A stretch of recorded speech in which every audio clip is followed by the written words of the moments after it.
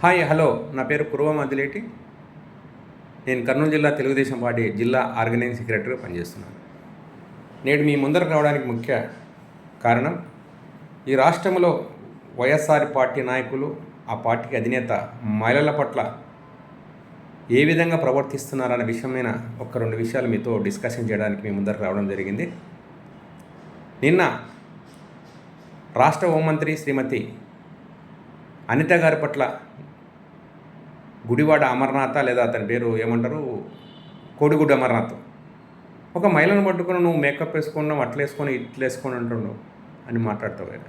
ఏ మహిళ అయినా సహజంగా బయటకు వస్తున్నప్పుడు, మన చెల్లి కానీ మన అమ్మ కానీ మన బిడ్డ కానీ బయటికి పోతున్నప్పుడు మాత్రం రెడీ కావడం అనేది సహజ లక్షణం ఈ సమాజంలో. మన ఇంట్లో కాదు, మీ ఇంట్లో మీ ఆడపిల్లలు బయటికి పోతున్నప్పుడు ఇంట్లో ఎలాగ ఉంటారో అలానే పోరు కదా. దీన్ని పట్టుకొని, ఒక మహిళను పట్టుకొని నీ మేకప్ గురించి కామెంట్ చేయడం అనేది నీకు కుసంస్కారానికి అద్దం పడుతుంది. నిన్నెందుకు అనలా? నీ నాయకుడికి మహిళల పట్ల గౌరవం లేదు. గౌరవం అంటే మహిళల పట్ల గౌరవం లేదు, వాళ్ళని గౌరవించే విధానం కూడా తెలియదని అనుకుంటున్నాను.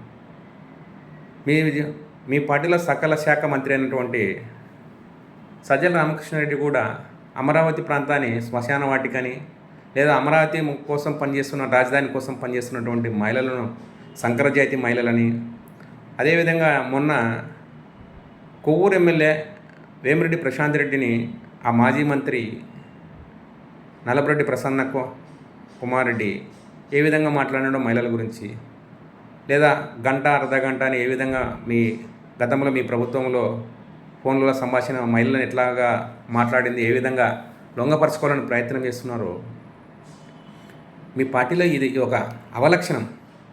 అంతెందుకు, మీ పార్టీ నాయకుడికే తల్లి అంటే గౌరవం లేదు, బిడ్డ అంటే గౌరవం లేదు.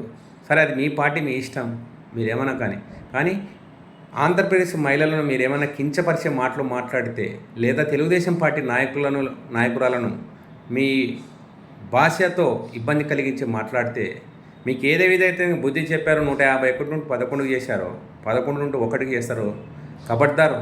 భవిష్యత్తులో మా పార్టీ నాయకులను కానీ ఈ రాష్ట్రంలో ఏ మహిళను మాట్లాడినా మీకు తగిన గుణపాఠం చెప్తానని హెచ్చరిస్తూ ఈ విషయాన్ని మీతో పంచుకున్నదనుకో బాధగా పడుతూ భవిష్యత్తులో జరగకూడదని కోరుకుంటున్నాను.